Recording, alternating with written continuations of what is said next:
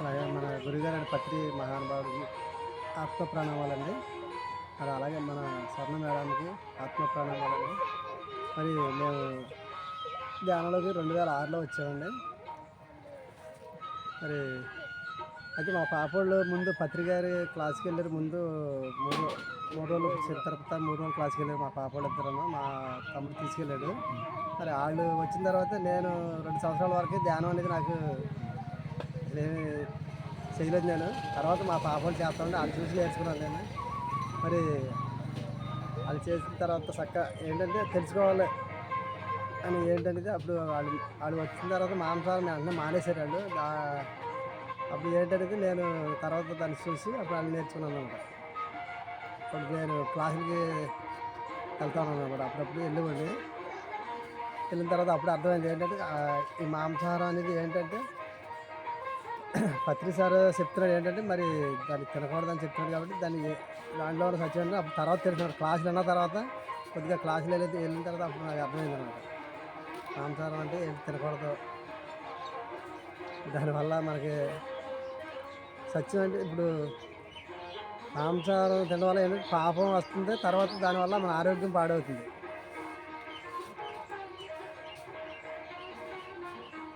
అలాగా కొన్ని క్లాసులు అన్న తర్వాత నాకు అప్పుడు మానేసాను చెప్పడం. అదే పత్రిక క్లాస్కి వెళ్ళిన తర్వాత మా పాపళ్ళు మరి నాకు వాళ్ళు వెళ్ళి వచ్చిన తర్వాత మా వాళ్ళు ఇంట్లో మాంసం తినటం మానేశారండి. ఇంకా అప్పటి నుంచి నేను ఇంకా ట్రై చేస్తున్నాను అంతే. అప్పుడు ఇంకా మానలేదు నేను. తర్వాత వాళ్ళు చెప్పిన తర్వాత 1 సంవత్సరం 2 సంవత్సరాలు అలాగే వెయిట్ చేశాను. తర్వాత అర్థమైంది అనమాట ఏంటంటే క్లాసులు అక్కడి నుంచి క్లాసులు విన్నాం. కొన్ని క్లాసులు విన్న తర్వాత అర్థమైంది నాకు మాంసాహారం తినకూడదని. అప్పుడు మేము మానేసిన తర్వాత నేను ప్రసారం ఇంకా పత్రికారం ఫస్ట్ కలిసిన తర్వాత ఇంకా అక్కడి నుంచి నేను మాంసాహారం మానేశాను. అప్పుడు ప్రసారం చేయటం, క్లాసులు మా ఊర్లో మా ఇంటి దగ్గర క్లాసులు పెట్టడం అవన్నీ చేసామన్నమాట. అప్పుడు ఊరంతా పిలిచేవాడు, నేనే వెళ్ళి పిలిచేవాడు అనమాట. ఊరు ఇంటికి తిరిగి పిలిస్తే అప్పుడు అందరూ 100 మంది దాకా వచ్చేవాడు మా ఇంటికి. వాళ్ళు మళ్ళీ వెళ్ళిపోతే రారని వాళ్ళకి మధ్యాహ్నం భోజనాలు పెట్టి చక్క 2 క్లాసులు చేయించాడు. ఒక 100 క్లాసులు దాకా చేయించాం మా ఇంటి దగ్గర. 100 క్లాసులు అయినప్పటికీ మాకు కూడా బాగా అర్థమైంది అనమాట ఏంటంటే ఇంకా ధ్యానం చేయాలంటే అక్కడ నుంచి శాకాహార ర్యాలీకి వెళ్తాం, ఇవన్నీ చేస్తాం అనమాట. ఇంకా ఎక్కడ ధ్యాన క్లాసులు జరిగినా ప్రసారం చేయటం, క్లాసులు చేయటం, మామూలుగా పాంప్లెట్లు పంచడానికి వెళ్తాం, ఇవన్నీ చేస్తాం అనమాట. ఇంకా అక్కడ నుంచి మాకు ఇంకా ధ్యానం చేయాలన్న తాపత్రయం ఎక్కువైంది అనమాట.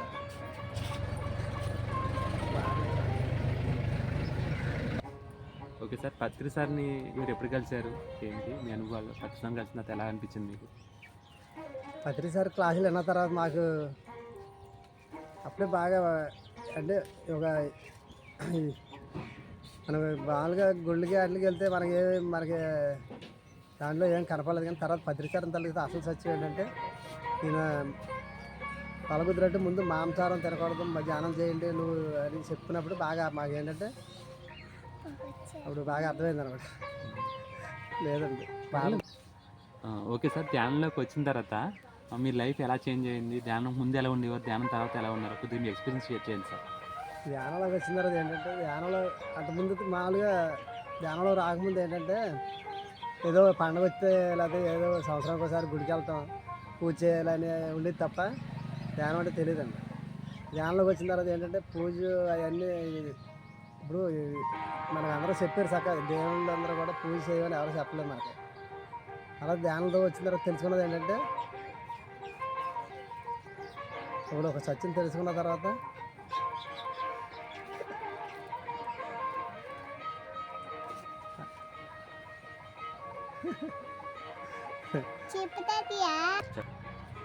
అది నాకైతే ఈ ధ్యాన క్లాసులకి ఎక్కడికి వెళ్ళినా ఫలితం వస్తుందని అసలు ఎప్పుడూ ఆశించానండి. అలాగే నాకు లోపల ఏంటంటే ఆనందం, ఇంకా చేయాలని ఇంకా రేత్రిపాకలు చేసినా ఎప్పుడు ఆనందం పెరుగుతుందండి. ఇంకా అసలు ఎప్పుడు కూడా అసలు పుణ్యం వస్తుంది అసలు అంటే అదే అసలు నాకు అసలు వస్తుందండి. ఇప్పుడు ఇంటికాడే సార్ నేను ఏ పని చేసినా ఏదైనా ఒక 10 మంది అవసరమైన పని చేయాలంటే దాని ముందే నేను వెళ్ళి చేస్తానండి. మా వాళ్ళు ఇంట్లో వాళ్ళు తిడుతూనే ఉంటారు, అది ఎందుకు నీకు అవగలేని బాధ నీకు ఎందుకు అది అంటూ ఉంటారు. నాకేంటంటే అది 10 మందికి ఉపయోగపడి ఏది చేసినా నాకు ఆ లోపల ఏంటంటే ఆనందం పెరుగుద్ది అనమాట. అలాగే ఈ ధ్యాన క్లాసులకి ఎక్కడికి వెళ్ళినా చేయాలని లోపల తపన అనమాట. అది ఎప్పుడు చేస్తూ ఉంటాను. అలా ప్రకృతి వ్యవసాయం అని చెప్తా ఉంటారు అందరూ. ఏంటి ప్రకృతి వ్యవసాయం గురించి చెప్పండి. అలా ఎందుకు వచ్చే ప్రకృతి వ్యవసాయం? దాంట్లో డబ్బులు బాగా ఎక్కువ వస్తాయా ఏంటి? ఎందుకని స్టార్ట్ చేశారు మీరు? అసలు డబ్బుల గురించి కాదండి. ప్రకృతి వ్యవసాయం అంటే మాకు ఒకసారి విజయరామ్ గారు అని ఆయన పరిచయం అయ్యారు ఒకసారి. ఆయన బాగా ఒక 40 ఎకరాల దాకా హైదరాబాద్లో, వికారాబాద్లో వ్యవసాయం చేస్తాడు ఆయన. ప్రకృతి వ్యవసాయం చేస్తాడు. తర్వాత గోవుల్ని బాగా పెంచుతాడు ఆయన. ఆయన ఏంటంటే మామూలుగా ఈ భూమిని పాడు చేసే మనం భూమిని కాపాడాలి అని చెప్తూ ఉంటాడు అనమాట. ఇంకా ఆయన క్లాసులు విన్న తర్వాత, ఆయన మాకు పరిచయం అయిన తర్వాత ఇంకా ప్రకృతి వ్యవసాయం చేయాలనిపించింది. ఎందుకంటే సంపాదన గురించి కాదండి వ్యవసాయం అనేది. అది మామూలు భూమిని కాపాడుతున్నాం, మన ఆరోగ్యాన్ని కాపాడుకుంటున్నాం. దాని గురించే ఎక్కువగా మేము వ్యవసాయం మొదలెట్టాం ఫస్ట్. అసలు ఏంటంటే అది ఆ వ్యవసాయం చేయడం వల్ల భూమిని కాపాడుతున్నాం, తర్వాత మన ఆరోగ్యాన్ని కాపాడుకుంటున్నాం అన్నమాట. ఆయన ఇంకా క్యారీ బ్యాగులు ఇవన్నీ కూడా భూమి మీద అలా పడకూడదని ఎక్కువగా చెప్తూ ఉంటాడు ఆయన. ఇంకా అప్పటి నుంచి మేము కూడా ఆ క్యారీ బ్యాగులు వాడటం మానేసాం. ఇంకా చాలా మంది చెప్తారు, కానీ అవి వినేసి ఊరుకుంటారు. మీరు ఎందుకు అంతలా పట్టించుకున్నారు? అంతలా అంటే మాకు ఏంటంటే ఇంకా చూస్తూ ఉంటే భూమి పాడైపోతుంది అని ఆయన బాగా చెప్పాడు. మాకు అది బాగా ఎక్కింది అనమాట. ఆయన చెప్పడం వల్ల ఏంటంటే నిజంగా మరి భూమి ఎక్కడ చూసినా చెత్త బాగా, ఎక్కడ చూసినా గోధులు కానీ ఇక్కడ రోడ్ల మీద కానీ ఎక్కడ చెత్త బాగా పడేస్తాడు. మరి వాటిని చూసి నిజంగా భూమి అంతా వాటి వల్ల పొల్యూషన్ వచ్చేస్తుంది. తర్వాత భూమి అంతా బాధపడుతుంది. వాటి వల్ల చెత్త అంతా వేసేస్తారో పొల్యూషన్ పెరిగిపోతుందని మాకు కూడా బాగా అనిపించింది అండి. ఇంకా అప్పుడు మేము ఆయన చూసి నేర్చుకున్నాం. ఇంకా అప్పటి నుంచి కవర్లు తీసుకున్నాం. ఎక్కడ గొడ్డ సంచులు పట్టుకెళ్తాం కూడా, 4 సంచులు బండిలో పెట్టుకుంటే ఇంకా ఎక్కడ కవర్ అనేది తీసుకోం ఎవరి దగ్గర కూడా. కవర్లో వాడటం మానేసాం ఆయన పరిచయం అయిన తర్వాత. అలా ఇంకా వ్యవసాయం కూడా మొదలెట్టాం అనమాట. ఫస్ట్ అందరికీ చెప్పేవాళ్ళు గోవు గురించే. మనకు కృష్ణుడు కాలం నుంచి కూడా మనకి గోవులే చక్క, గోమాత తిరిగినంత లెక్క కూడా భూమి చక్క పంటలు పండి బాగా మరి అక్కడ శుద్ధి అయ్యింది.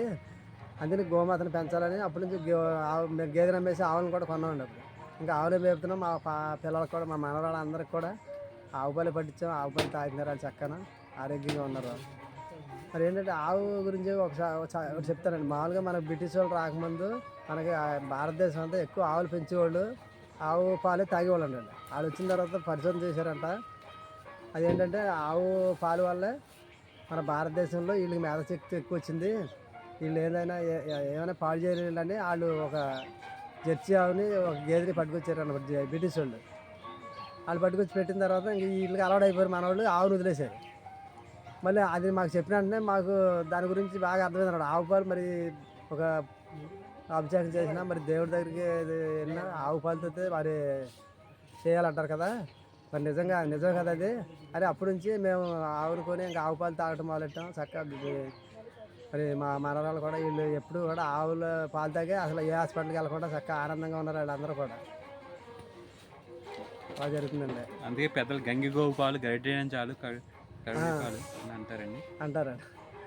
నిజంగా మరి అంతే కదండి. ఇప్పుడు మనం ఏదైనా అభిషేకం చేయాలంటే ఆవు పద్ధతి చేస్తాం, కానీ మనం తింటానికేమో వేడి అని మానేసారు. ఈ బ్రిటిష్ వాళ్ళు పట్టుకొచ్చి వాళ్ళు పెట్టిన తర్వాత వీళ్ళకి నిజంగా అది బాగా నాటిపోయింది అనమాట. ఆవు పాలు తాగడం మానేశారు అప్పటి నుంచి.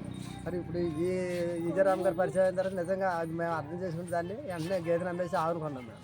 అప్పటి నుంచి 15 సంవత్సరాలు బట్టి ఆవు పాలే తాగుతాం.